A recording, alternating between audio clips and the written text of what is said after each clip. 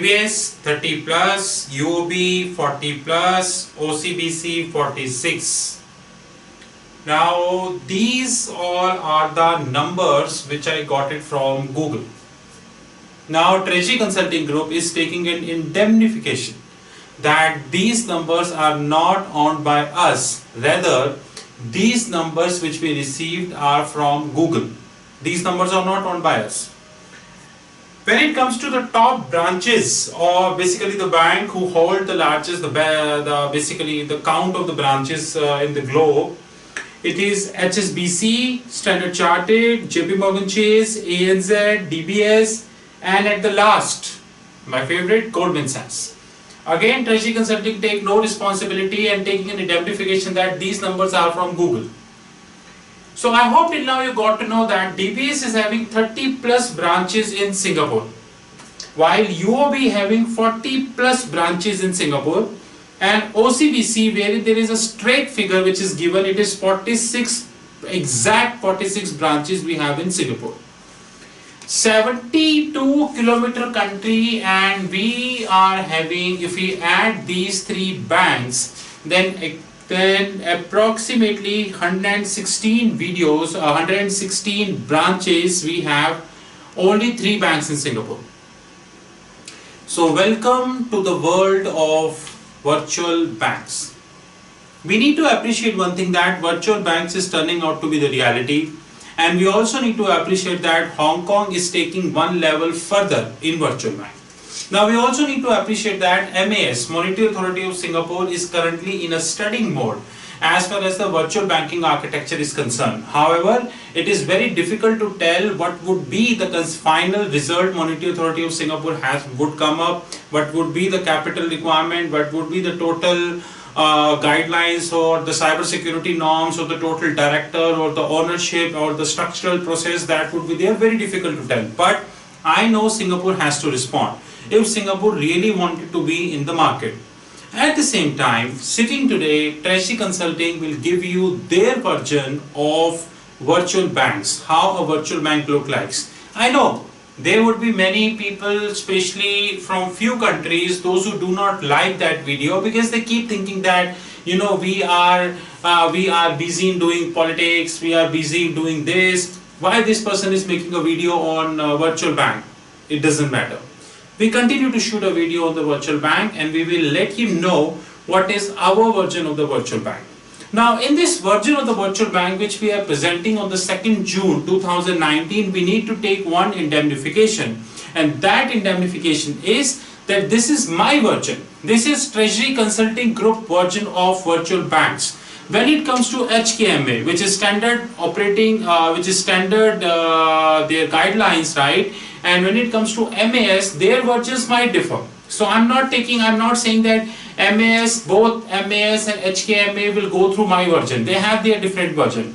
Before moving to at the back of the board, or to explain at the back of the board, I would like to let you know that the most important thing which we have in the banking architecture is the treasury. So before starting, I would like to give you a small story. In fact, 2 stories about that. Number 1 story which I wanted to give you is that, you know, take it one story. Like, I was invited in one of the conferences in Singapore at Mandarin. Mandarin is at Promenade MRT. It is very near to your Suntec City.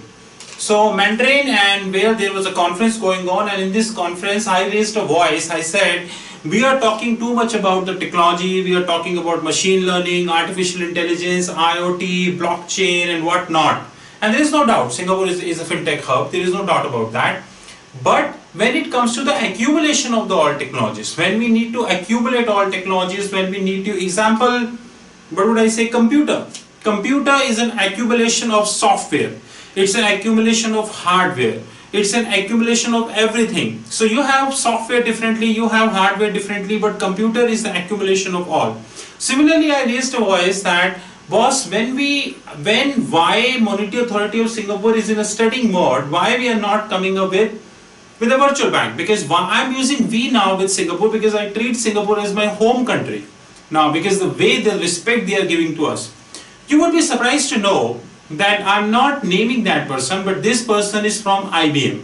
So this person said that I'm not going to put my money in the bank which is on the cloud. I wanted to count my money.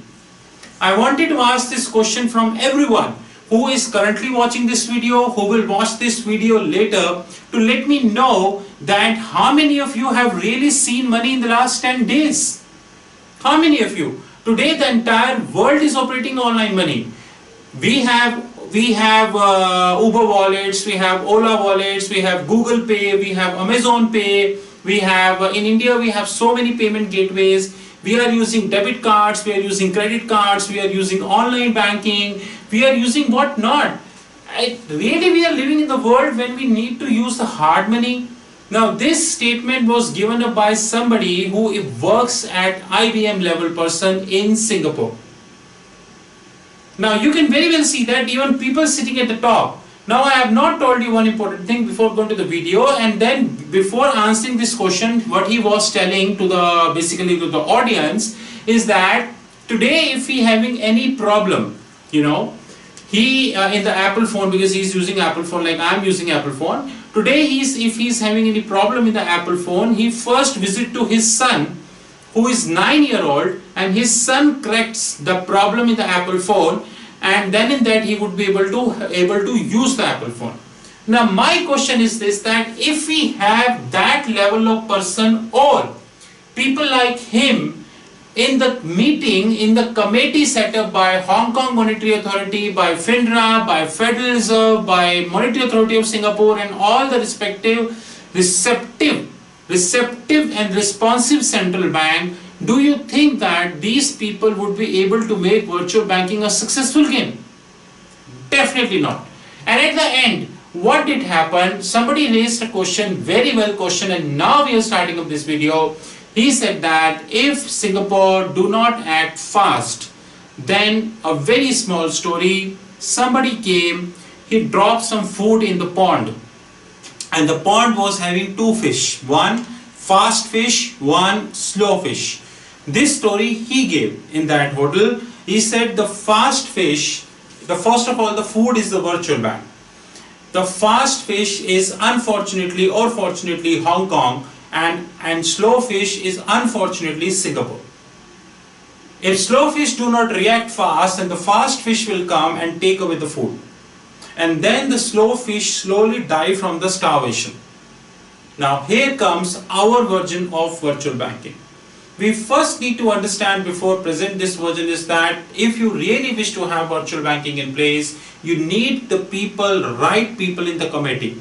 And the right people in the committee can only be possible provided you will give them the free hand to speak, and also basically not only the free hand but able to think beyond convention. If you are expecting the big force will give you that direction of the virtual bank, they're not. Because you open the Google and see, they are into all form of scandals.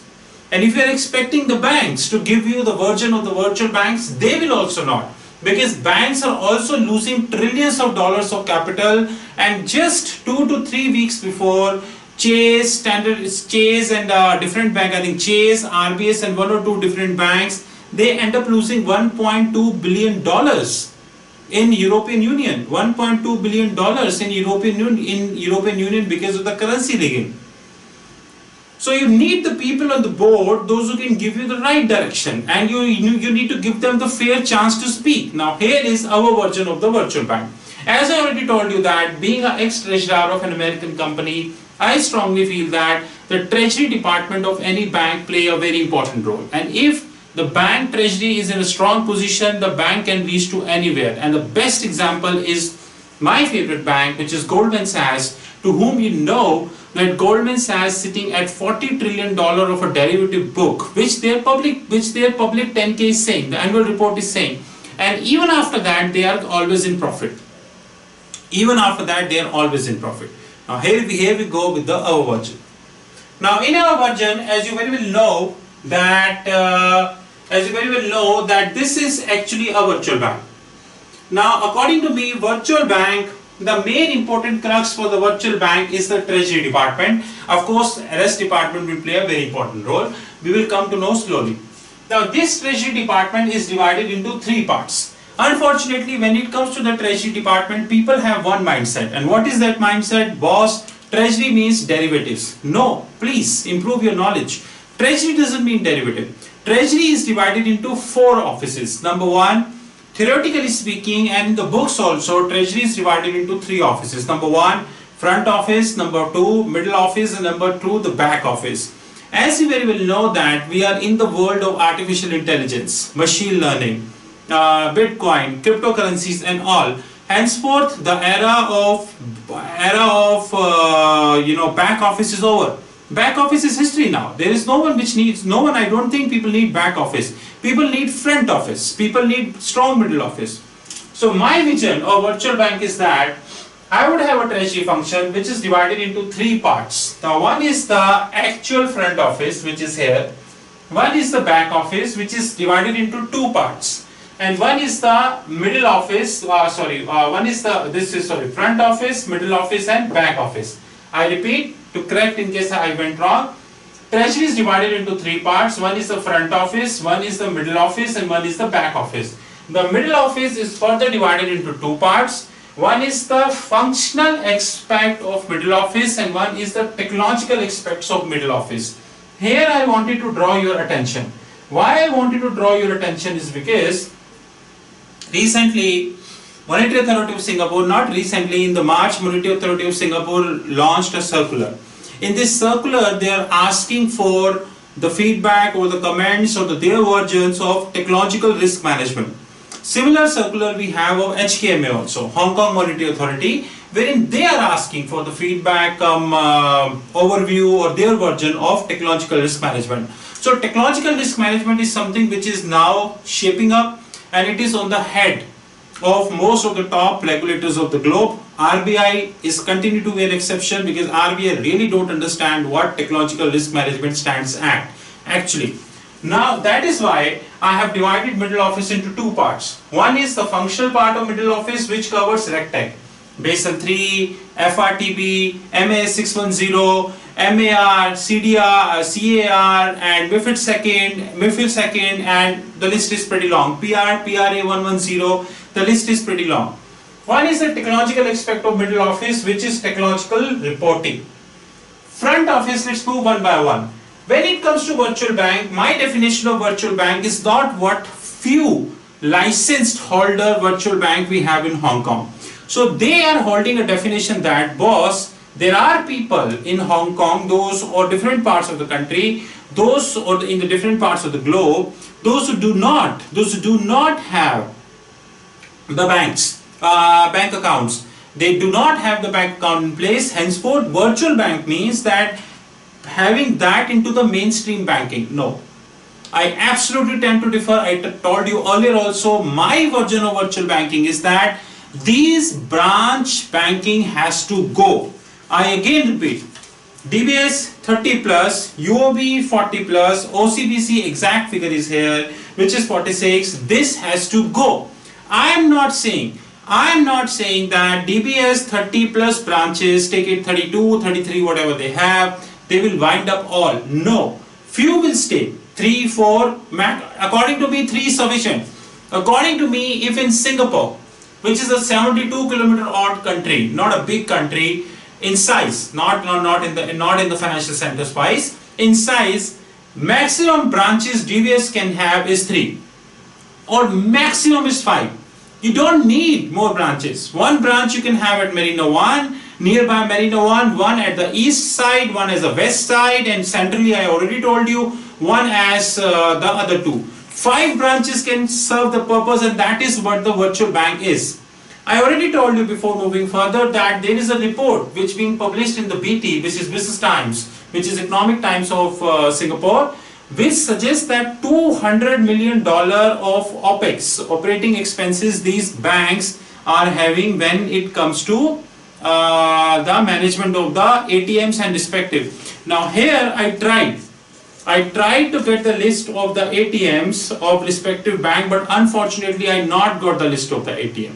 Here I went failure, but I'm still trying that how many ATMs, exact number of the ATMs, DBS, UOB and OCBC operating. Virtual banking is all about ATM as well. So when it comes to front office, the very important aspect of the front office is two, which is the treasury management system and which is the enterprise resource planning. When it comes to the treasury management system, the bank has to take up a call whether they are going with the existing vendors like Murex, Calypso. I am not here commenting that Murex is good, the Calypso is good, Murex is not good, Calypso is not good. It is the call of the bank. I am no one to decide. But yes, I am strongly in the favor of the fact that a virtual bank needs a treasury management system which is actually proprietary designed, like Goldman Sachs, like Chase. I'm not saying that this is the only reason of success, but one of the reasons for the success of the Goldman Sachs, is that they have their own prop system in place. They have their own prop FX terminals in place, they have their own prop feeders in place, they have their pricers in place and whatnot. This is one of the important reasons why Goldman has led to so much success in the world of finance, foreign exchange and bank. So being a virtual bank, I really suggest the front office has to have a proprietary treasury management system. But at the same point of time, having said that, if you have an existing vendor like Murex, Calypso, whatever, I think it is FIS is also one of the vendors, SunGuard is another vendor, and soon Treasury Consulting would also be a vendor. If you have existing vendors in place, then these existing vendors will not be able to have virtual banking in place. The reason virtual banking is a new concept now. People don't know about it. There is very less clarity which we have on this concept. Why? If you have proprietary in place, you need to have one thing in place, and that is you need to have a skill set. I repeat, skill set it in place which would be able to resolve the issue. You would be able to make proprietary TMS in place. Having said that, it is easier said than done. It is very easier said than done, to be honest. After this, we need enterprise resource planning. Here we left with very limited choice. We have either SAP or Oracle. I am not saying you go with SAP, you go with Oracle. That's completely your call as a bank. But if you are going with SAP, you have to remember that has to be integrated with either. If you are going with Oracle, you have to appreciate you need to integrate with either. I am not saying you go with SAP or you go with Oracle. That is completely your call. I am no one to decide. Then the main game starts. These treasury management systems along with the enterprise resource planning will link with the feeders. And who are all the feeders? Thomson Reuters, Bloomberg, and not to mention electronic communication networks. In India and multiple countries of the globe, electronic communication networks not picked up the speed that it should be. I hardly know a company in India who is actually on the electronic management or electronic communication networks. I'm sorry for that, I take apologies, electronic communication networks. Now, I hardly know any company, just like you have FXall, you have Integral FX, and there are multiple actually. You have TradeWeb, recently I think it's CME. CME is tied up with Trade Access or something like that regarding the bond trade. So electronic communication networks are picking up, that is for sure. But I hardly know any company in India, those who have electronic communication network in place. Anyways, that is their problem. That has to be integrated with Thomson Reuters, Bloomberg, and an electronic communication network. Now these things have to be in sync. Number one, this feeder part. Number two, enterprise resource planning, and number three is the treasury management system. And we need to understand that this is very easier said than done.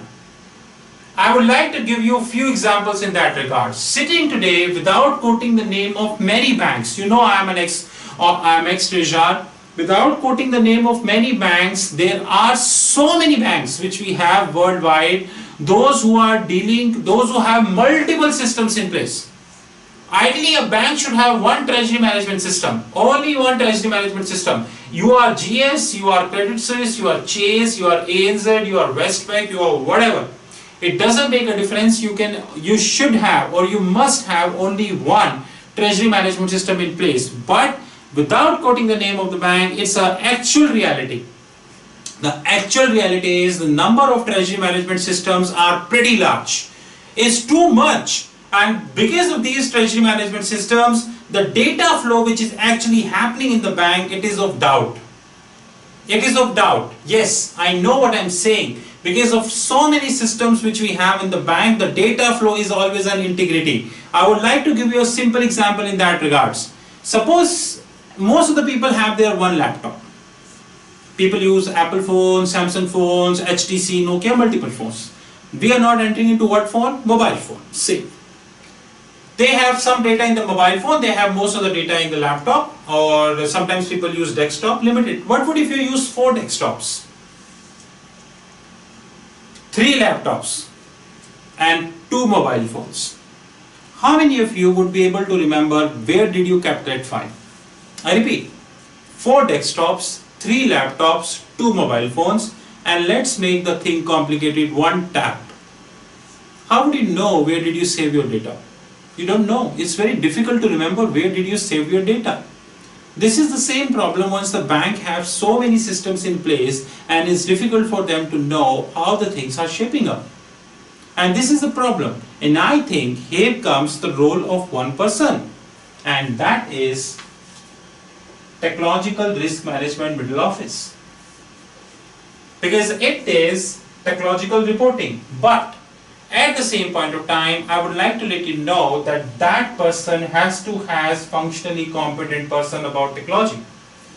If you are from bank, if you are from financial institution, if you are from hedge fund, if you are from mutual fund, the depository financial institutions, DFIs and another, how many of you know that somebody in the middle office who actually doing the technological reporting and it's a competent person?